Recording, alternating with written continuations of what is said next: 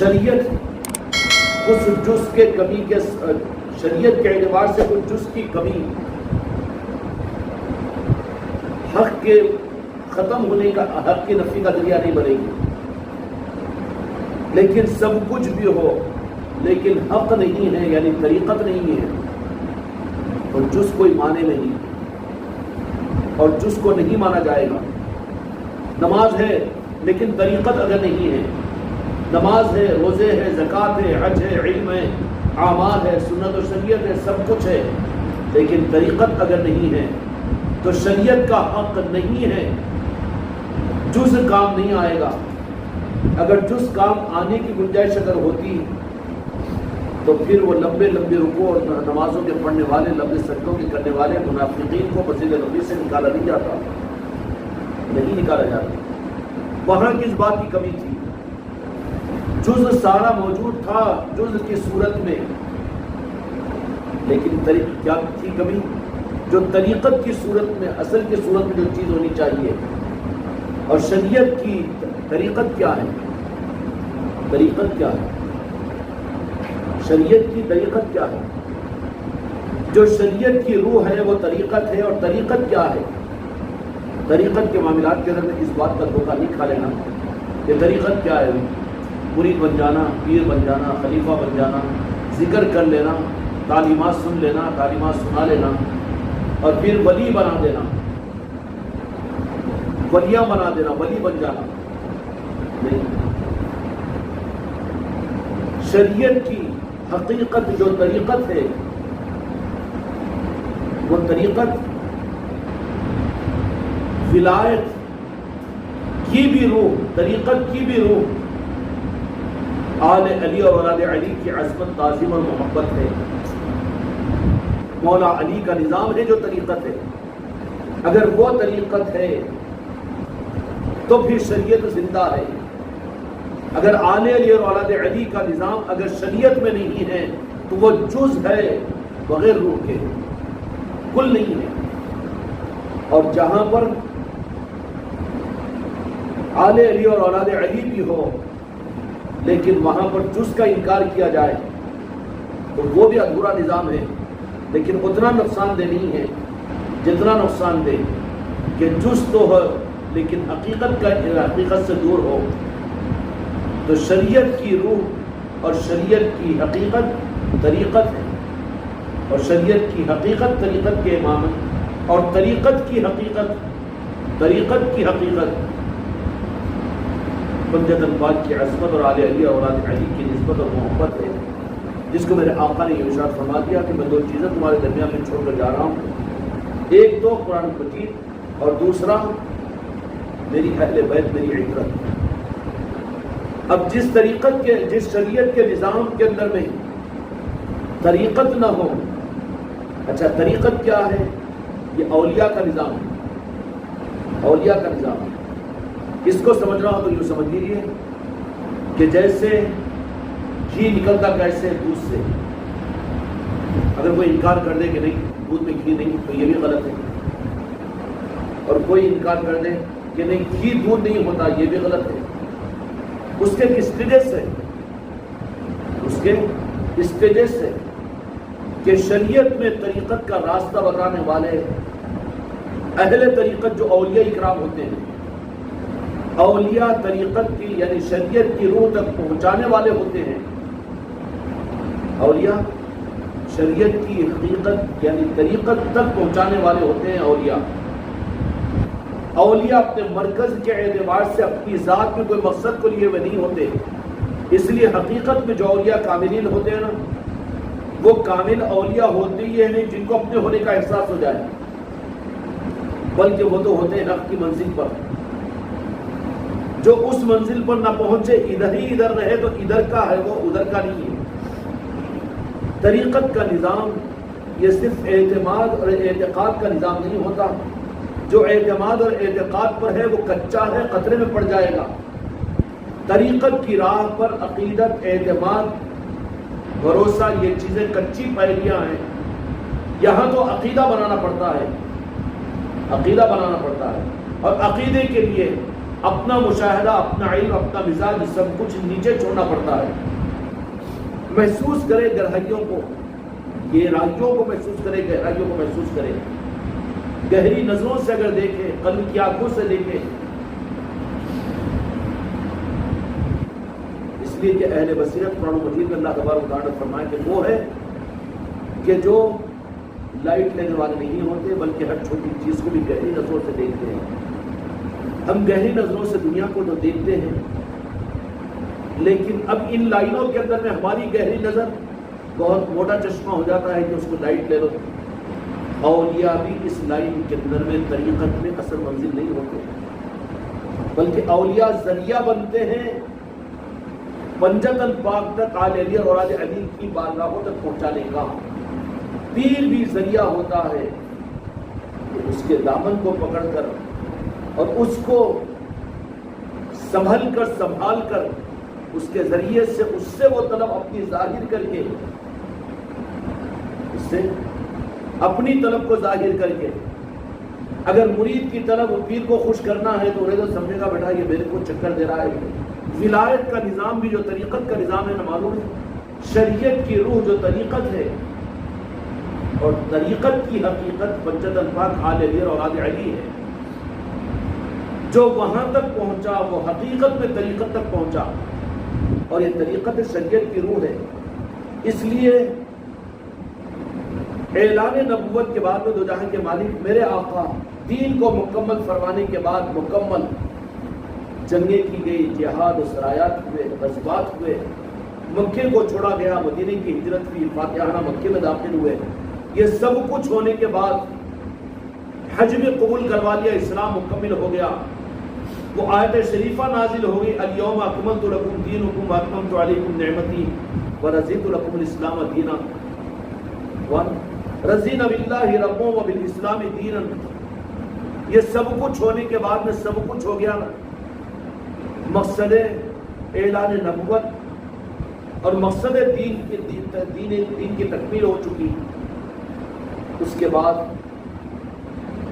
سوالات صحابہ کرام کو جو جیالے تھے مصطفیٰ کی، جن کو قیامت تک کے لیے اصحابی کا نجوم بھی ایہم اقتدیتم اہتدیتم، کہ جن کو دین کے ستارے کہا گیا اور آقا نے یہ معیار بنا دیا کہ جو بھی ہدایت چاہتے ہو کسی ایک صحابی کو اگر دامن تھام لو تو تم ہدایت تک پہنچ جاؤ گے. ایسے صحابہ کرام رضوان اللہ اجمعین جو شریعت کا معیار ہے. شریعت کی کوالٹی کون سی ہے؟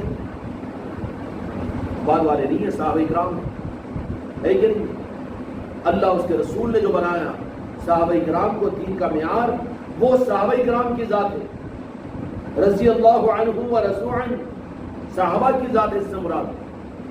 ایسے مکمل جو شریعت کے تھے پیکر، ان کو مکمل کرنے کے بعد غدیر قم کے موقع پر روح والوں کے پاس میں لے کر آ کر اب حوالے کر دیا شریعت کو کہ اب میری شریعت کی روح بھی آل علی اور اولاد علی ہے اور مولا علی ہے. یاد یا امت کو حج سے کروا کر فارغ کروانے کے بعد میں غدیر قم پر شریعت کی روح کے پاس لا کر چھوڑ دیا. اب یہ روح ہے، یہ روح میری شریعت کی روح ہے. اگر یہ ہے تو شریعت زندہ ہے. اگر یہ روح کے ساتھ میں نسبتیں نہیں ہیں، آل علی اور اولاد علی کے ساتھ میں اگر شریعت کے نظام نہیں ہے تو بے روح کے وہ شریعت ہے، جز ہے شریعت. کل کی صورت میں طریقت ہے، روح کی صورت میں طریقت ہے، اور طریقت کی اصل پنجت پاک اور مولا علی کی چوکھٹ ہے. سمجھ میں آئی؟ طریقت کی اصل چوکھٹ جو روح شریعت ہے وہ مولا علی کا نظام ہے. سمجھ میں آئی؟ پھر یہ ولایت کا نظام کیا ہے؟ ولایت کا نظام کیا ہے؟ ولی کس کو کہتے ہیں؟ ولایت کیا ہے؟ ابھی ولایت اولیاء کی کرامتیں کیا ہے؟ اولیاء کے تصرفات کیا ہے؟ اولیاء کے مقامات کیا ہے؟ اولیاء کی ذمہ داریاں کیا ہے؟ اے خانقاہ محمدی والوں، کہ تمہارے نظام بھی آگے بڑھ رہے ہیں، ذکر کے نظام بڑھے ہیں، پیری مریدی کے نظام بڑھے ہیں، خانقاہوں کے نظام بڑھ رہے ہیں، تو یہاں پر تم بھی گمراہ نہیں ہو جانا، بہک نہیں جانا. بلکہ سمجھ لینا کہ ولایت کے سارے نظاموں کی وجہ شریعت کی حقیقت جو طریقت ہے اور طریقت کا مرکز جو مولا علی کی اور آل علی اور آل علی ہے اور آل رسول ہے، ان کی ذاتیں ہیں، یہ طریقت کی حقیقت ہے۔ اب طریقت کا مطلب کہ طریقت کی آگاہی، طریقت کی واقفیت جو ہوں گے وہ اولیاء کروائیں گے۔ کون کروائیں گے؟ اولیاء کا نظام بھی اور اولیاء کی ذاتیں بھی حقیقی طریقت نہیں ہے۔ کیا ہے؟ اولیاء کی ذاتیں بھی حقیقی طریقت نہیں ہے۔ طریقت تو پنجتن پاک ہے، آل رسول، آل علی اور اولاد علی ہے۔ سمجھ آ رہی؟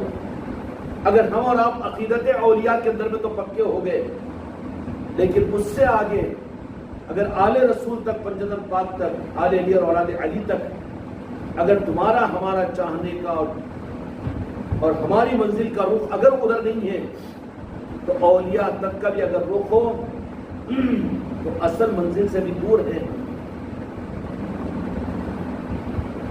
اور اہل طریقت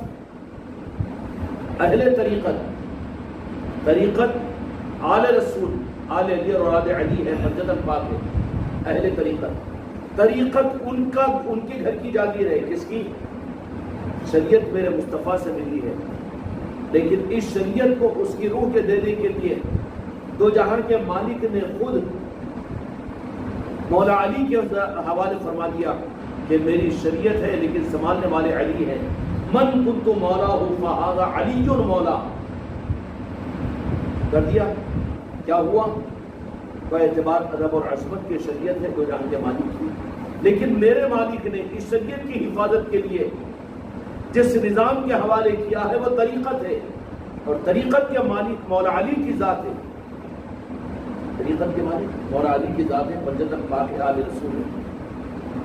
اگر کوئی اس منزل کو نہ سمجھے، اچھا اب اس منزل کو سمجھنا ہر ایک کے بس کی بات نہیں ہے۔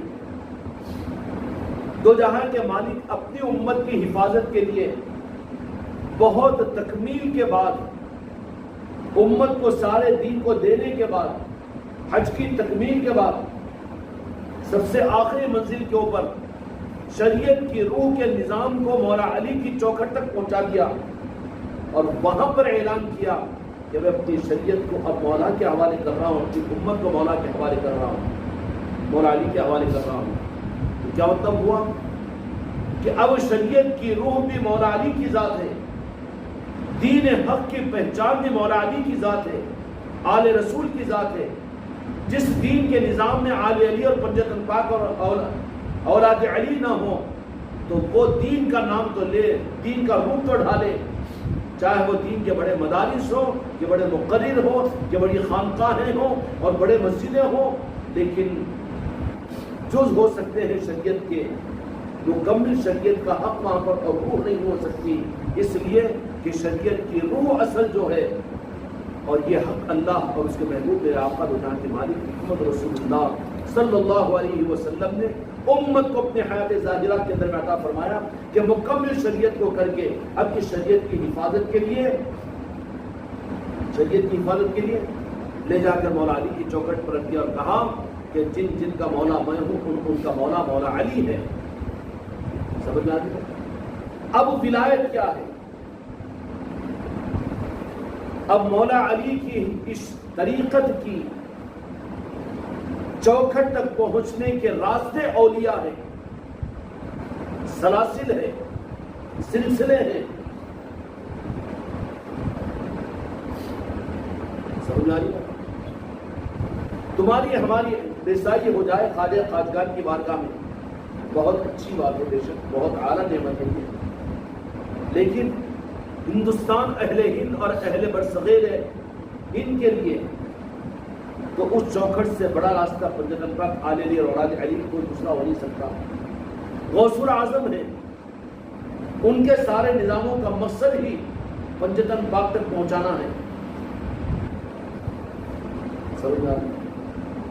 لیکن کوئی اس راہ پر تو چلے، اس راہ پر تو چلے، لیکن رک جائے کوئی اپنے پیر پر اور کوئی رک جائے اپنے علاقے کے کسی اولیاء پر، کوئی رک جائے تاج الاولیاء پر، کوئی رک جائے صابر پاک پر، تو جہاں پر رکا ہے نا تو وہاں پر ذرا دیکھ اپنی دل کی آنکھ سے، تو وہاں پر وہ تو موجود نہیں ہوں گے، وہ جو حق والے ہیں وہ سارے کے سارے مولا علی کی چوکھٹ پر ہوں گے۔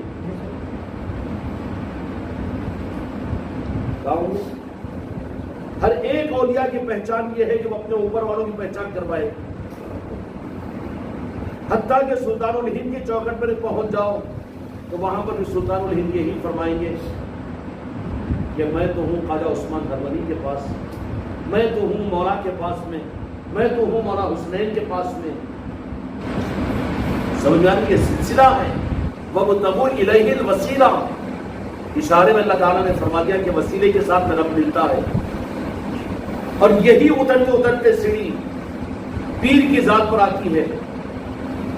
پیر کی محبت بھی اگر ملی بھی ہو اس درجے میں عقیدے کے ساتھ میں، دنیاوی کامیں بنانے اور دنیا کے مسائل کے لیے عزت جاہ شہرت نام و نمود، یا پھر ڈر اور خوف یا مصیبتوں اور پریشانیوں سے ڈرنا اور بچنا، اس کے لیے اگر پیر کے ساتھ میں اپنے رشتے کو نبھا رہا ہے تو اس کا مطلب یہ ہوا کہ اوپر والوں کی بارگاہ کی قبولیت کی دولت اس کو نہیں ملی، ابھی پیر ہی میں یہ اٹکا ہوا ہے، اور خطرہ ہے کہ یہاں سے کبھی بھی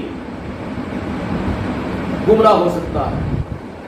اب جن کو اوپر والوں کی دولت ملی ان کی پہچان کیا ہوگی کہ وہ پیر ہی پر اتنا اپنے آپ کو گاڑ دے گا کہ جان جانا یہ پسند کرے گا، لیکن نسبت پیر کی قربانی کو اپنی زندگی میں کبھی گوارا نہیں کرے گا۔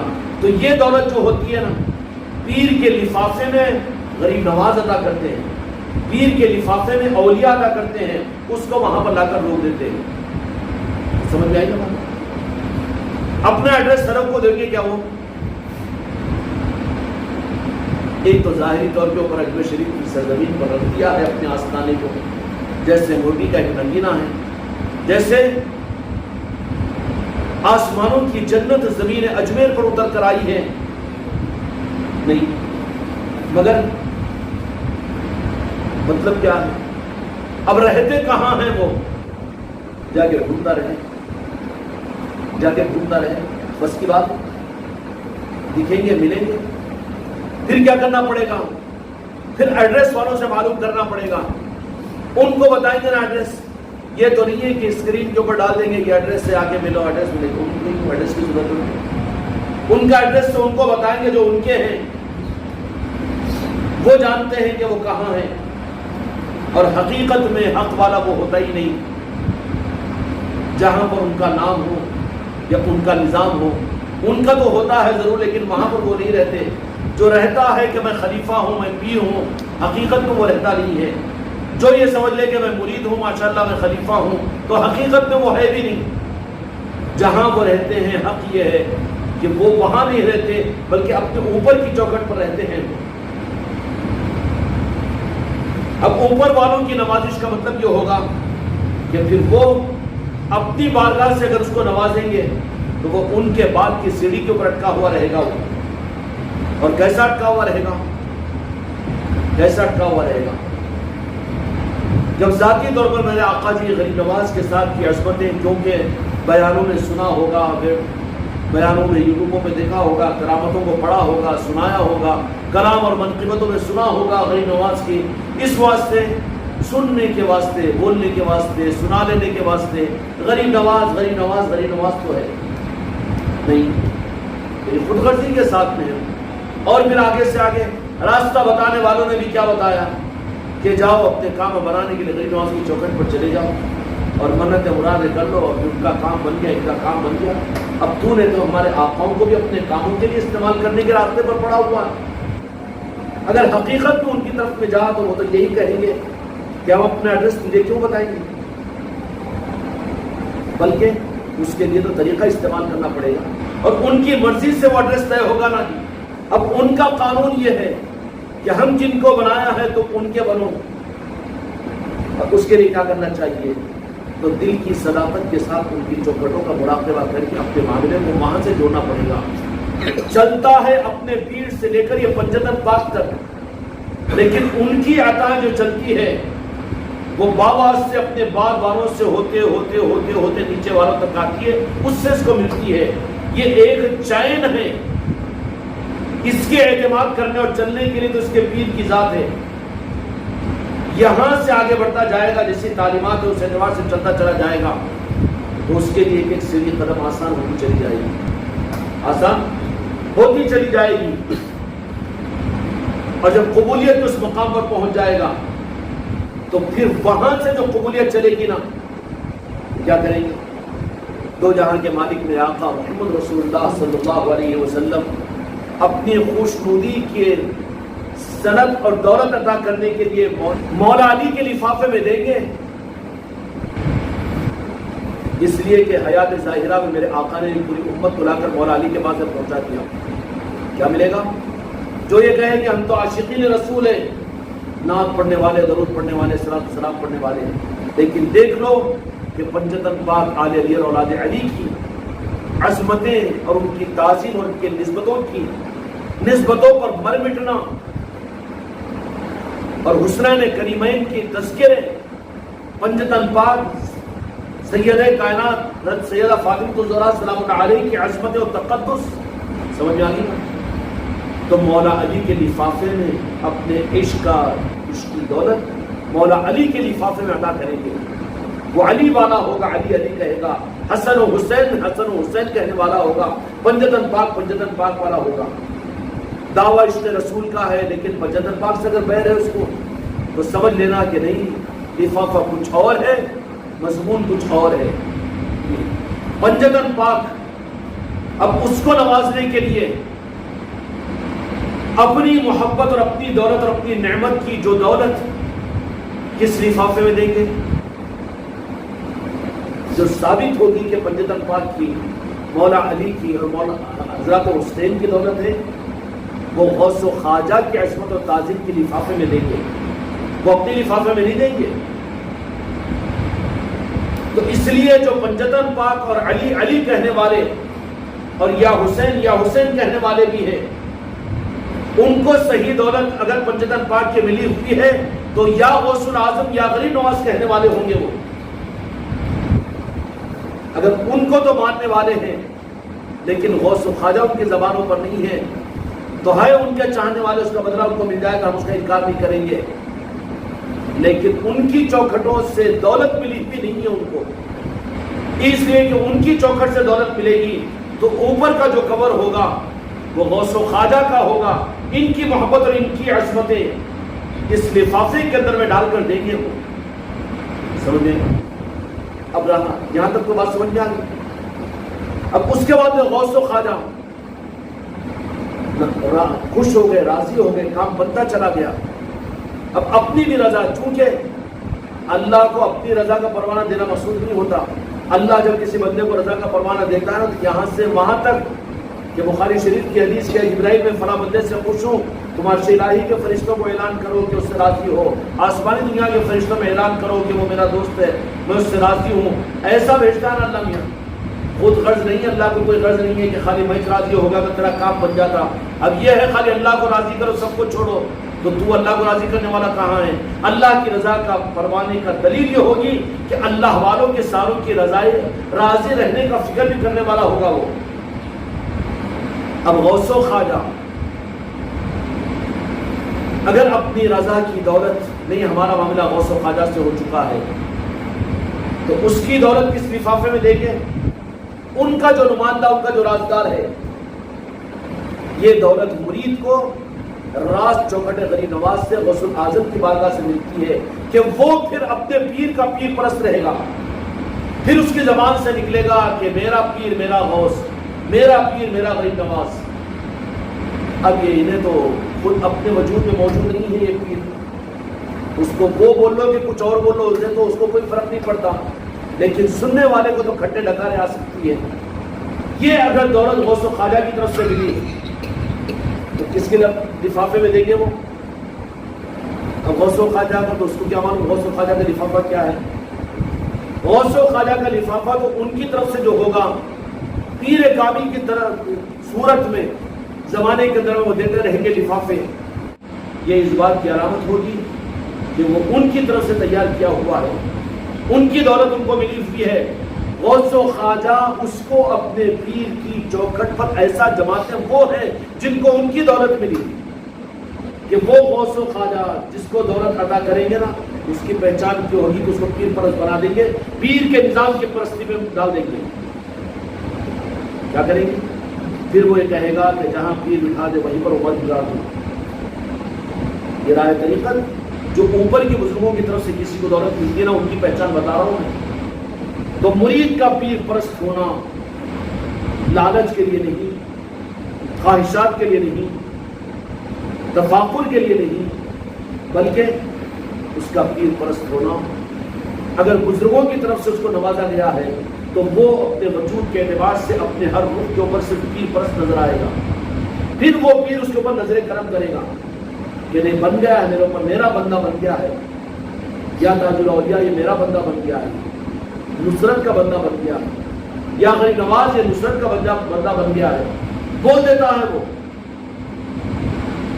اب وہ ان کے اندر میں برداشت ہوگا گرتا، یا صابر پاک یہ میرا بندہ ہے، میں میرے بندے کو آپ کے پاس سے بھیج رہا ہوں، بندہ بنا کر بھیج رہا ہوں، نرم آٹے کا پیڑا بندہ روٹی بنتی نہ جی، خالی رکھا رکھا ڈالا تو کون محنت کرے گا، گوندو یہ کرو، گوندنے انہیں کے کام تو پورا کا پورا وہ پیر کا رہتا ہے۔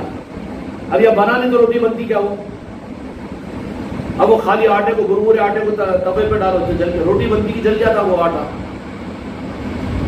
اب چلے جا رہا ہے اولیاء کے پاس میں، غریب نواز کے پاس میں، اب پیر بول رہا ہے کہ ایسے ایسا رہو، یہ کرو وہ کرو، اس کے بجائے وہاں کے ماحول کو چھوڑ دے کے، وہاں کے حقوق کی تعمیل کو چھوڑ دے کے الگ الگ نکل کے بھاگ رہا ہے، الگ الگ دیکھ لیں گے، الگ الگ کر لیں گے، کیا وہ تو آٹا جل جائے گا چولہے کے اوپر، توے کے اوپر، روٹی نہیں بنے گی اس سے، نہ تو کھا سکے گا نہ دوسروں کے کھانے کے کام آئے گی۔ بلکہ وہ اگر آٹے کو گوندھ کر پیر کی محبت اور عصمت اور حکم کی تعمیل کیا پانی میں اگر گوندا جاتا، نمک ملایا جاتا، اس کے بعد اسی آٹے کو توے پر ڈالا گیا تو روٹی کھائی جا سکتی تھی نا، نہیں تو آٹا ڈالے نا، بھائی انہوں بھی تو روٹی میں آٹا ڈالتے نا، ہم بھی تو آٹے ڈالے نا، مگر ڈالنے کا فرق ہے نا۔ تو وہ اولیاء جس کو اپنا بنانا چاہیں گے نا، لا کر کہاں ڈال دیں گے، جہاں پر گوندا جائے گا، جہاں پر قابل بنایا جائے گا ان پیر کے قدموں پر۔ اب وہ پیر پیروں سے کھدل کے، پیروں سے بھی کھدلتا نا، خالی ہاتھوں سے، اگر کنٹل ایک کنٹل آ رہا ہے تو وہ کرتے نا بڑے بڑے فیکٹریوں کے اندر ڈبل روٹیاں بنانا ہے، تو اب ہاتھوں سے کام نہیں چلا تو پیروں دھو گیا، نہیں تو 45 روپے نے خوب مسنا شروع کرتے پیروں سے۔ اب یہ نہیں ہوتا بھائی پیروں کے نیچے بس رہے ہم کو، اتنا پیر زمانہ کی، اتنا خدا بن گئی کیوں، اتنا اپنے کو غوث و خواجہ سمجھ رہی کی، نکل کے بھاگ جاتا رہا تو بے فکری ہو جاتی نا اس کو۔ ہاں اب انہوں بھی بولتے اچھا ہوا نہیں آنا، کوئی ٹینشن مت لو تمہارے، اس لیے کہ ہم تو تمہارے پاس سے بھیجے تھے نا۔ اب پیروں سے بھی کھدلتا ہے، ہاتھوں سے کام نہیں چلا تو پیروں سے بھی، خالی باتوں سے نہیں تو پھر چاروں کے سامنے جھاپڑ بھی، ساروں کے سامنے ذلیل بھی کرتا ہے انہیں، نہیں اکیلے میں بول لینا نا ان کو، نہیں ویسا نہیں کرنا نا، اتنا نہیں بولنا نا، وہ ویسا نہیں ہونا نا۔ تو پھر آٹا جلانے والا تھوڑی ہے انہیں، گوندنے والا ہے۔ اگر ہاتھوں سے کام نہیں بنا تو پیروں سے بھی کھدلنا شروع کرے گا، ہمت ہے تو رہے، نہیں ہمارا ذرا ریاض کرنا، ریاض یہاں پر نہیں ہوگی، اس لیے کہ کچا آٹا رکھنا نہیں ہے یہاں پر، کیونکہ جل جائے گا تبے پہ آ کر۔ روٹی پکانا ہے تو یہاں پر گوندھ کر تجھے روٹی کے قابل بنانا پڑے گا، اور یہ ذمہ داری پیر تمہاری ریاض پہ نہیں کرتا، بلکہ ان کی طرف سے اگر بھیجے گئے ہیں تو انہی مریدوں کو اتنا گوندتا ہے، ہاتھوں سے گوندتا، پیروں سے گوندتا، اور جن کو گوندتا نہیں، خالی ڈبے میں بھر کے رکھتا آٹے کو، تو ابھی تو انہیں قابل بنا ہی نہیں ہے ہاتھوں میں آنے کے، پیروں میں آنے کے۔ اور جن کو گوندا جا رہا ہے نا، وہ یہ اس بات کی علامت ہے کہ بزرگوں کی نظروں میں آئے ہوئے ہیں، بزرگوں نے اس کو بنانے کا حکم دیا ہے، اس پیر کو پیڑا بنا تو روٹی بنے گی نا۔ اور جن کو پیڑا بنانا ہے، اگر پیر کامل ہے تو ہر ایک پہ ٹینشن نہیں لیتا، آتے جاتے رہے، آٹے ڈبے میں رہیں گے۔ لیکن جن پر اولیاء نے اس کو معمور کیا ہے تو ان کو وہ گوندے گا، اتنا ہی زیادہ دبائے گا، ہاتھوں سے نہیں تو انتظار کر کے پیروں سے بھی تجھے گوندے گا، گوند کر تیار کرے گا۔ تو جو یہاں پر اس معاملے میں ٹک جائے وہ اس بات کی دلیل ہوگی کہ غریب نواز، تاج الاولیاء، راجن شاہ ولی، صابر پاک یا سلطان الہند اس کو لفافے پیر میں رکھ کر حوالے کرتے ہیں۔ اب وہ لفافہ تو صرف لفافہ پیر کا ہی نظر آئے گا، اور کسی بھی چیز کو انہیں لفافے کے اعتبار سے صرف اپنا لفافہ ہی دیکھے گا. سمجھ آ رہی ہے؟ اور یہ بات کیا ہوتی ہے کہ جب اب یہ آگے بڑھانا شروع کرتا ہے، اب چونکہ پیر پرست بن چکا ہے، وہ پورا گند کر تیار ہو چکا ہے، اب بیلن پہ یوں کرو تو ایسی روٹی بناؤ، 3 کونی بناؤ کہ 4 کونی بناؤ، بس بہترین کسی بھی ڈیزائن کی بنا لو، روٹی بن جائے گی. روٹی قادری رنگ میں ڈھال لو کہ چشتی رنگ میں ڈھال لو کہ صابری رنگ میں ڈھال لو کہ قلندری رنگ میں ڈھال لو، کوئی بھی رنگ میں ڈھال دو، کوئی فکر کی بات نہیں. خانقاہ محمدی کا نظام یہ نظام ہے. یہاں پر کوئی ایک سلسلے کا نظام نہیں ہے، بلکہ دنیا کے کل اولیاء کے نظام کی توجہات ہے. ہاں، یہاں پر ہر پھول مہکے گا اور ہر خوشبو سے یہ چمن لہرائے گا، اور ہر گلشن فاطمہ ہے، یہ گلشن مرادی ہے. یہاں پر تو ہر چمن کی بو اور ہر چمن کا پھول یہاں پر کھلے گا، ہر ایک کو پورا موقع ملے گا. تو اس طریقے سے یہ چیزوں کا نظام ہے. پیر تیار کرتا ہے تو اپنی آنکھوں کے پاس سے بیچتا ہے، تو کس کو؟ ایڑے کو نہیں، پیڑے کو. اگر وہ ایڑا ہی ہے، کچا پکا رکھا آٹا ہے، تو تبے پہ ڈالے تو جل جائے گا، اس لیے اپنی آنکھوں کے پاس نہیں بھیجے گا. مانگ لی ہے خیرات، غریب نواز نے عطا کر دی ہے. ہم نے کہا کہ سرکار اس نظام کو بنائیے، تو کہا کہ نظام ایسا بنے گا کہ ظاہر میں تم نہ بھی رہو تو قیامت تک یہ فیضان آپ کے خانقاہ نظام کو ملتا رہے. اس خانقاہ کے نظام کو ہم نے اپنی چوکٹ سے جوڑ لیا، تو سلسلہ چلتا رہے گا، تو پھر یہ نظام تو ہوتا ہی رہے گا.